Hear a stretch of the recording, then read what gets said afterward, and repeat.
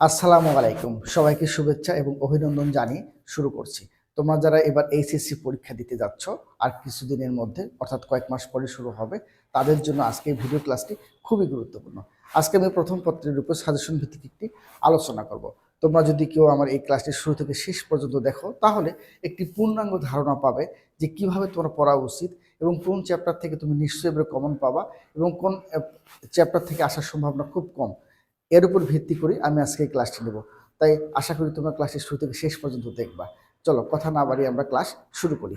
দেখো, আমি এখানে তিনটি চ্যাপ্টার নাম লিখেছি: ভৌত জগৎ ও পরিমাপ, ভেক্টর এবং গতিবিদ্যা। শুরুতে আমি তিনটি চ্যাপ্টার নিয়ে আলোচনা করব। ধারাবাহিকভাবে আমি শুরু থেকে শেষ পর্যন্ত অর্থাৎ 10টি চ্যাপ্টারের উপরে তোমাদেরকে একটি পূর্ণাঙ্গ ধারণা দেব। ভৌত জগৎ ও পরিমাপ, এখান থেকে কখনো সিকিউ আসে না, কাজে এই চ্যাপ্টার থেকে সিকিউ আসার সম্ভাবনা এবারও একেবারেই নেই। তবে এখান থেকে ক এবং খ এবং কিছু এমসিকিউ আসে। কখর জন্য বেশি ইম্পর্টেন্ট যেগুলো আমি নাম লিখেছি: মাত্রার সমীকরণ, পরিমাপের ত্রুটি, স্ক্রু গজ, ভার্নিয়ার স্কেল, স্ফেরোমিটার, বিভিন্ন একক আছে, পিস, স্বীকার্য, লব্ধ একক, মৌলিক একক, এই যে বিষয়গুলো আছে। তারপর এখানে সূত্র, স্বীকার্য, আরও কিছু সংজ্ঞা আছে। তোমরা শুধু এমসিকিউর জন্য এবং কখর জন্য এই টপিকসগুলো শুধু পড়বে, আর বাইরে কিছু পড়ার দরকার নাই। আর এখান থেকে তোমরা সৃজনশীল কখনোই আসবে না। এবারে সবচেয়ে গুরুত্বপূর্ণ চ্যাপ্টার ভেক্টর।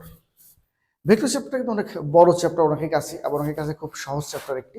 ভেক্টর থেকে একটা তুমি পূর্ণাঙ্গ সিকিউ কমন পাবে, এটা নিয়ে কোনো ধরনের সন্দেহ নেই। ভেক্টরে আমি মূলত 19 থেকে 25 সালের একটা তোমাদেরকে সামারি দেওয়ার চেষ্টা করেছি যে অতীতে কোন কোন টপিকসগুলো থেকে বেশি বেশি প্রশ্ন এসেছিল। আরও বিগত 5 বছর দিতে চেয়েছিলাম, কিন্তু তখন সংখ্যাটা খুব বেশি হচ্ছিল। তারপর দেখো 19 থেকে 25 যদি আমরা কোশ্চেনগুলো অ্যানালাইজ করি, তাহলে দেখা যাচ্ছে যে ডট গুণ, ক্রস গুণ, একক ভেক্টর, লব্ধ একক ভেক্টর, ঘনবস্তুর আয়তন, সামান্তরিক ক্ষেত্রফল, আমি নামগুলো লিখে দিয়েছি, তোমরা পড়ে নেবা।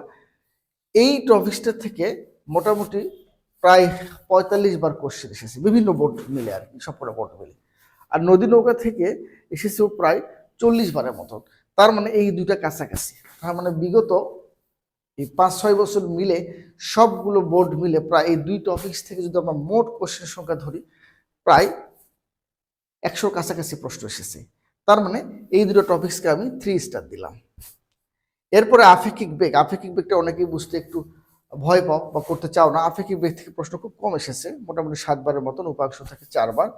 আর ভেক্টর ক্যালকুলাস, এটা সবচেয়ে সহজ একটা টপিকস। ভেক্টর ক্যালকুলাস থেকে বেশ 18 থেকে 20 বার প্রশ্ন এসেছে। তাহলে আমরা প্রশ্নের দিক দিয়ে আমরা 3 স্টার নদী নৌকা, আর এই ডট ক্রসের যে বিষয়গুলো আছে সেটা, আর ডাবল স্টার দিয়েছি ভেক্টর ক্যালকুলাস, আর সিঙ্গেল স্টার দিয়েছি আপেক্ষিক বেগ এবং উপাংশ। আশা করি তোমরা বুঝতে পেরেছো যে কোন টপিকসে তোমাকে পড়া উচিত হবে এবং গুরুত্ব বেশি দিয়ে পড়তে হবে। এবার আসো গতিবিদ্যা। গতিবিদ্যা নিয়ে যে কথাটা তোমাদেরকে বলতে চাচ্ছি, গতিবিদ্যা কিন্তু দীর্ঘদিন ধরে ছিল না, অর্থাৎ শর্ট সিলেবাসের কারণে প্রায় সেই 2020 সালের পর থেকে, অর্থাৎ দীর্ঘ 5 থেকে 6 বছর এই অধ্যায়টা সিলেবাসে ছিল না। কাজেই 19 থেকে 25 সালে আমরা কোশ্চেন এখানে পাচ্ছি না। তবে আমি একটু পিছন দিয়ে গিয়েছিলাম, 15 থেকে 19 সালে যে প্রশ্নগুলো আমি একটু মোটামুটি যে রিসার্চ করে দেখলাম, সবচেয়ে বেশিবার প্রশ্ন এসেছে প্রাস থেকে, অর্থাৎ 20 বার প্রশ্ন এসেছে। আরও একটু বাড়তে পারে, 25 বারের মতন। আমি যতটুকু বোর্ড দেখেছি সেক্ষেত্রে প্রায় 20 বার পেয়েছি। গতির সমীকরণ থেকে আসছে 12 বার এবং বৃত্তাকার গতি থেকে এসেছে 7 বার। তার মানে তোমরা স্পষ্ট একটি ধারণা পাইলে যে গতিবিদ্যা থেকে অবশ্যই একটি সৃজনশীল হবে এবং সেটি প্রাস। তারপরে এটা আমরা ভৌত জগৎ ও পরিমাপ শুধুমাত্র এমসিকিউ আর কখর জন্য পড়বো। তাহলে ভেক্টর থেকে একটি এবং গতিবিদ্যা থেকে একটি, এবং কোন কোন টপিকসগুলো পড়তে হবে সেগুলো তোমাদেরকে বলে দিলাম যে 3 স্টারগুলো আগে পড়বা, 2 স্টার, তারপর সিঙ্গেল স্টার। আশা করি আমরা এখান থেকে 2টি সিকিউ কমন পেয়ে গেলাম। এরপর নেক্সট আমরা আলোচনা করব পরের 2টি চ্যাপ্টার নিয়ে। আবার দেখো শিক্ষার্থীরা, তাহলে আমরা ইতিমধ্যে 2টি সৃজনশীল কিন্তু কমন পেয়ে গেছি, অর্থাৎ ভেক্টর এবং গতিবিদ্যা থেকে। এবার আমরা দেখব নিউটনিয়ান বলবিদ্যা থেকে একটি কমন পেতে যাচ্ছি, আর পদার্থের গাঠনিক ধর্ম থেকে একটি কমন পেতে যাচ্ছি। তবে নিউটনিয়ান বলবিদ্যা চ্যাপ্টারটা একটু বড় আছে। অনেকে যদি মনে করো না এটা আমার পক্ষে সম্ভব না, তাদের জন্য একেবারে আমি বলবো যদি পারো এই টপিকসগুলো, অর্থাৎ রাস্তার ব্যাংকিং, কেন্দ্রমুখী বল, সুতার টান, টর্ক, এই টপিকস থেকে আশা করি তোমাদের প্রশ্ন আসার সম্ভাবনা এবার সবচেয়ে বেশি আছে। এখান দেখো তোমরা 18 থেকে 25 সালের মধ্যে প্রায় আমি যেটা দেখলাম 40 বারের মতো রাস্তার ব্যাংকিং থেকেই আসছে। রাস্তার ব্যাংকিং টপিকসটা এত সহজ, অর্থাৎ যদি কেউ চাও তোমরা 5 মিনিট যদি ওটা দেখো তাহলে তোমরা কমন পেয়ে যাবো ওখান থেকে। কাজেই এই অধ্যায়টি যদি সম্পূর্ণ কেউ না পারো, তাহলে এই ও 1 নম্বরে যে আমি 3 স্টার দিয়েছি এইটা তোমরা দেখে নিতে পারো। আর যদি পারো খুব ভালো হয়। সবচেয়ে কম পরিশ্রমে একটি পূর্ণাঙ্গ সৃজনশীল কমন পাবা গাঠনিক ধর্ম থেকে। এই গাঠনিক ধর্ম চ্যাপ্টারটা কিন্তু দীর্ঘদিন ধরে ছিল না, অর্থাৎ সংক্ষিপ্ত সিলেবাসের কারণে আমাদের এই চ্যাপ্টারটা ছিল তো অর্ধেক ছিল, অর্থাৎ কঠিন অংশটুকু ছিল, তরল অংশটা ছিল না। কাজেই দীর্ঘ বছর ধরে এই ইয়ংয়ের গুণাঙ্ক, পয়সনের অনুপাত, কৃতকাজ, সঞ্চিত শক্তি থেকে বারবার প্রশ্ন এসেছে। অর্থাৎ এই যে নিউটনের এই ইয়ংয়ের গুণাঙ্ক থেকে দেখো প্রায় 38 বার প্রশ্ন এসেছে 18 থেকে 25 সালের মধ্যে। কাজে এই যে পৃষ্ঠটান, কৈশিকতা, এই বিষয়টা একেবারে দীর্ঘদিন ধরে ছিল না। কাজে আমার এবারে যেটা আমি গুরুত্বের দিক দিয়ে প্রথমে রাখবো মানে পৃষ্ঠটান, পৃষ্ঠশক্তি, ছোট ছোট গোলক মিলে একটি বড় গোলক পরিণত করলে কি হবে, এবং একটি বড় গোলক ভেঙে যদি আমরা ছোট ছোট গোলকে পরিণত করি শক্তি কীরকম পরিবর্তন হবে, তারপরে তোমরা হচ্ছে এখানে তাপমাত্রা কি পরিবর্তন হবে, এই জায়গাটা সবার আগে পড়বা। আশা করি তোমরা এইখান থেকেই একটি সিকিউ কমন পেতে যাচ্ছ। তার মানে নিউটনের বলবিদ্যা থেকে কোন জায়গা থেকে প্রশ্ন হবে সেটাও বুঝতে পারলে, এবং পদার্থের গাঠনিক ধর্ম থেকে কোন জায়গা থেকে কোশ্চিনটা হবে সেটাও তোমরা বুঝতে পারলে। তাহলে আমরা এ পর্যন্ত কয়টি প্রশ্ন কমন পেয়ে গেলাম? 4টি, অর্থাৎ গতিবিদ্যা থেকে একটি, ভেক্টর থেকে একটি, নিউটনের বলবিদ্যা থেকে একটি, এবং গাঠনিক ধর্ম থেকে একটি। তাহলে আমাদের 4টি সিকিউ কমন হয়ে গেল। এখন দেখি নেক্সট কোন চ্যাপ্টার থেকে আবার আসবে। চলো শিক্ষার্থীরা, এবার আমি তোমাদের আরও 3টি অধ্যায় এখানে লিখেছি। তবে আমার যেটা এবারে ব্যক্তিগত ধারণা, এই 3টি চ্যাপ্টার থেকে এবারে 2টি সৃজনশীল কমন আসবে। অর্থাৎ এখানে কাজশক্তি, ক্ষমতা, মহাকর্ষ এবং পর্যাবৃত্ত গতি। কারণ এই একটি চ্যাপ্টারের সাথে আরেকটি চ্যাপ্টারের এদের খুব সুন্দর একটি সম্পর্ক রয়েছে। যেমন ধরো এই পর্যাবৃত্ত গতির সরল দোলকের যে কোনো অঙ্ক করতে গেলে অভিকর্ষ ত্বরণের একটা বিষয় আছে, আর অভিকর্ষ ত্বরণের সাথে আবার দেখো এই মহাকর্ষের একটা সম্পর্ক আছে। অপরদিকে সরল দোলকের যে তোমাদের শক্তির সংরক্ষণশীলতার যে বিষয়গুলো আছে সেটার সাথে আবার দেখো কাজশক্তি অধ্যায়ে শক্তির সংরক্ষণশীলতার একটা সম্পর্ক রয়েছে। কাজে আমার যেটা এবার ব্যক্তিগত ধারণা যে কাজশক্তির ক্ষমতা, মহাকর্ষ আর পর্যাবৃত্ত গতি, এই 3টি চ্যাপ্টার থেকে তোমরা এবারে 2টি সিকিউ কমন পেতে যাচ্ছ। এখন কোন কোন টপিকসগুলো পড়বে আর কোন কোন টপিকসগুলো তোমাকে বাদ দিয়ে পড়া উচিত সেই বিষয়টি এখন চলো একটা সুন্দর ধারণা তোমাদেরকে দেবো।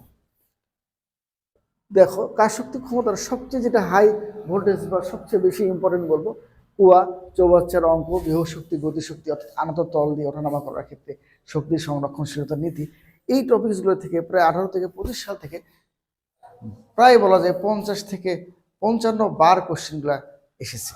কাজেই বুঝতেই পারতেছো গুরুত্বের দিক দিয়ে কত উপরে রয়েছে এই টপিকসটা। আমি এটাকে দিয়েছি 3 স্টার।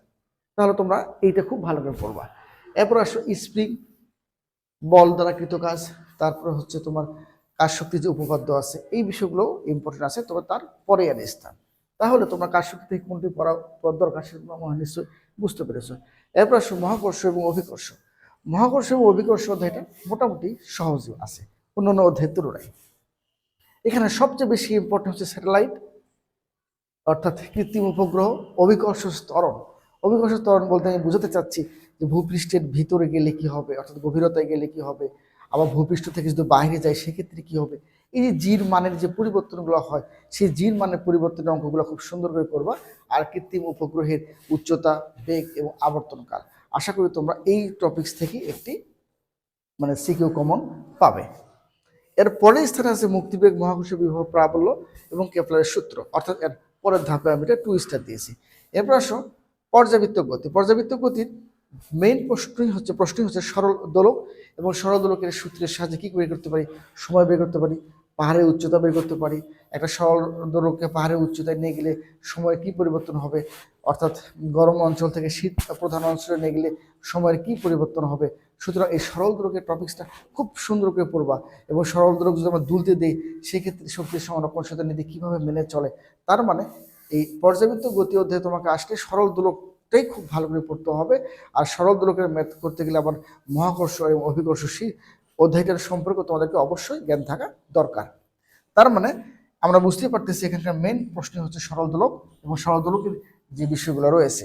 এরপর স্প্রিং আছে এবং সরল সন্নিহিত গতির যে ব্যবকরণের সমীকরণ আছে, কিছু লেখের অঙ্ক আছে, সেগুলো দ্বিতীয় ইম্পর্টেন্ট দিক দিয়ে আছে। তাহলে আমরা এই 3টি চ্যাপ্টার থেকে আমরা 2টি সৃজনশীল কমন পেতে যাচ্ছি। সেক্ষেত্রে আমি লাস্ট আবারও বলবো যে 3 স্টার যেগুলোতে আমি দিয়েছি, দেখো 3 স্টার যে তিনটা দিয়েছি, 1 2 3, এই 3 স্টারগুলাই খুব ভালো করে পড়বো। অর্থাৎ এটাকে 3 স্টার দিয়েছি, এখানে 3 স্টার, এখানে 3 স্টার, এই 3 স্টার তিনটি 3 স্টার টপিকস খুব সুন্দর করে পড়বে। আশা করি এই 3টি অধ্যায় থেকে তোমরা 2টি সৃজনশীল কমন পাবে ইনশাল্লাহ। চলো এবারে আর লাস্ট 2টি অধ্যায় বাকি রয়েছে, অর্থাৎ আদর্শ গ্যাস এবং তরঙ্গ, আর সেখান থেকে তোমরা নিশ্চয়ই 2টি কমন পাবে। তাহলে এই 2টি অধ্যায়ের আলোচনার মাধ্যমে আমি আজকে প্রথম পত্রের যে সাজেশনমূলক গুরুত্বপূর্ণ ক্লাসটি শেষ করব। শিক্ষার্থী বন্ধুরা, আজকে আলোচনা প্রায় আমরা শেষ পর্যায়ে চলে এসেছি, অর্থাৎ প্রথম পত্রের আর এই 2টি চ্যাপ্টার আলোচনা করলে আমাদের আজকে সাজেশনের আলোচনা শেষ হবে। এবং শেষ যে 2টি চ্যাপ্টার আমি লিখেছি সেটি হচ্ছে একটি তরঙ্গ আর আদর্শ গ্যাস ও গ্যাসের গতিতত্ত্ব। তরঙ্গ চ্যাপ্টারটি সংক্ষিপ্ত সিলেবাসের কারণে দীর্ঘ 5 বছর ধরে ছিল না, কাজে এই অধ্যায়টি খুবই গুরুত্বপূর্ণ, অর্থাৎ এই চ্যাপ্টার থেকে একটি সিকিউ নিশ্চিত তোমরা কমন পাবে। এবং এই চ্যাপ্টারে দেখো আমি লিখেছি যেটা অগ্রগামী তরঙ্গ, স্থির তরঙ্গ আর বিট। তবে তোমরা যারা জানো যে স্থির তরঙ্গ এবং বিট এইটা পড়তে গেলে আমাদের কি করতে হবে, অবশ্যই অগ্রগামী তরঙ্গ সম্পর্কে একটা ক্লিয়ার কনসেপ্ট থাকতে হবে। কারণ এই অগ্রগামী তরঙ্গ যদি আমরা না জানি তাহলে বিট এবং স্থির তরঙ্গের প্রশ্নগুলো আমরা উত্তর দিতে পারবো না। কাজে এই চ্যাপ্টার থেকে এই টপিকস থেকেই তোমরা একটা সিকিউ কমন পেতে যাচ্ছ। আবারও বলছি, অগ্রগামী তরঙ্গ, স্থির তরঙ্গ এবং বিট। দ্বিতীয় পর্যায়ে রয়েছে তরঙ্গ সংক্রান্ত যে ভীষণ এফ ল্যামডা মাধ্যম চেঞ্জ হলে কি হবে, একই মাধ্যম থাকলে কি হবে, এই টাইপের যে বিভিন্ন সিকিউ রয়েছে এটা দেখতে পারো। এবং টানাতার, অর্থাৎ এই চ্যাপ্টারে আমরা এটাকে আমি 3 স্টার দিয়েছি, এগুলো 2 স্টার, এগুলো স্টার দিয়ে দিই। আর যেহেতু সংক্ষিপ্ত সিলেবাসে এটা প্রশ্ন সাম্প্রতিক বোর্ডগুলো নাই, তাই 15 থেকে যদি 19 সালে প্রশ্নগুলো পর্যালোচনা করে দেখা যায় তাহলে এই টপিক থেকে প্রায় 25 থেকে 30 বার প্রশ্নগুলো বিভিন্ন বোর্ডে এসেছে। এখন আমরা তাহলে এই চ্যাপ্টার সম্পর্কে আমরা একটা ক্লিয়ার ধারণা পেয়ে গেলাম যে কোন টপিকসটা পড়বো আমরা। এরপর আসো আমরা আদর্শ গ্যাস ও গ্যাসের গতিতত্ত্ব। আদর্শ গ্যাস এবং গ্যাসের গতিতত্ত্ব বরাবরই যেটা ইম্পর্টেন্ট টপিক সেটা হচ্ছে শিশিরাঙ্ক এবং আপেক্ষিক আর্দ্রতা। এই 18-19 সাল থেকে যদি আমরা 25 সাল পর্যন্ত দেখি তাহলে এখান থেকে প্রায় প্রশ্ন এসেছে 50 থেকে 55 বার, বিভিন্ন বোর্ড মিলে এই প্রশ্নগুলো অনেকবার এসেছে। তবে আপেক্ষিক আর্দ্রতা বা শিশিরাঙ্ক অঙ্কগুলো করতে গেলে আরেকটি বিষয় ক্লিয়ার ধারণা থাকার দরকার তোমাদের, সেটা হচ্ছে যে তাপমাত্রা বাড়লে যে তরল অংশটা বাষ্পীভূত হয়, আবার তাপমাত্রা কমে গেলে জলীয় বাষ্পটা আবার ঘনীভূত হয়, তরলে হয়। এই ঘনীভূত বা বাষ্পীভূত কতটুকু হবে, কিভাবে হবে, তার পরিমাণ কত, শতকরা কীরকম পরিবর্তন হবে, জানালা যদি খুলে দেয় জলীয় বাষ্প ভিতর থেকে বাইরে যাবে না, বাইরে থেকে রুমের ভিতরে আসবে, এই বিষয়গুলো সম্পর্কে তোমরা অবশ্যই সুন্দর একটা ধারণা রাখবে। কারণ শুধুমাত্র যে আপেক্ষিক আর্দ্রতা আর এর মান বের করতে পারি মানে অনেক কিছু বুঝতে পেরেছি এমনটা না। কারণ আপেক্ষিক আর্দ্রতা অঙ্কগুলো করতে গেলে যে কথাগুলো বললাম, ঘনীভূত, বাষ্পীভূত এবং জলীয় বাষ্পের প্রবাহের দিক, এই বিষয়টা একদম পরিষ্কার একটা স্বচ্ছ ধারণা রাখবে। তাহলে তোমরা এটাই আমি গুরুত্ব দিয়ে অর্থাৎ 3 স্টার দিলাম এটার উপরে। এরপর আসো বয়েল চার্লস চাপীয় সূত্র, আদর্শ গ্যাস এর সমীকরণ, বেলুন, হ্রদের গভীরতা, অর্থাৎ হ্রদের তলদেশ থেকে যদি উপরিতলে একটা বুদবুদকে ছেড়ে দেওয়া হয়, পানির বুদবুদ হতে পারে অথবা বেলুন হতে পারে, এগুলো আসলে আয়তনে কীরূপ পরিবর্তন হবে, হ্রদের গভীরতা কেমন হবে, এই টপিকসটা ইম্পর্টেন্টের দিক দিয়ে 2 নম্বর রয়েছে। তারপর আদর্শ গ্যাসের সমীকরণ, গতিশক্তি, সিআরএমএস, গড় মুক্তবাদ, এগুলো তোমরা দেখে নিতে পারো। তাহলে আমরা শেষ 2টি অধ্যায় থেকে 2টি পূর্ণাঙ্গ সৃজনশীল কমন পেতে যাচ্ছি। এবং যে টপিকগুলো আমি 3 স্টার দিয়েছি, অর্থাৎ যেগুলোর উপর আমার 3 স্টার দেওয়া আছে, এই 3 স্টার টপিকস দুটো থেকেই আশা করি তোমরা 2টি সিকিউ কমন পাবে। তাহলে এই 2টি অধ্যায়ের আলোচনার মাধ্যমে আজকে আমি প্রথম পত্রে সাজেশন ভিত্তিক যে আলোচনাটা সেটা শেষ করলাম। এরপরে হয়তো নেক্সটে তোমাদেরকে আমি কখর উপর আশা করি সাজেশন দিব, এবং এই সাজেশনগুলোকে আমি আরও ক্লোজ করবো পরীক্ষা অর্থাৎ বোর্ড পরীক্ষায় আসার খুব কাছাকাছি সময় তোমাদেরকে একবারে আমি সিকিউ ধরে আরও একটা সংক্ষিপ্ত সিলেবাসের সংক্ষিপ্ত সাজেশন তোমাদেরকে দিব আশা করি।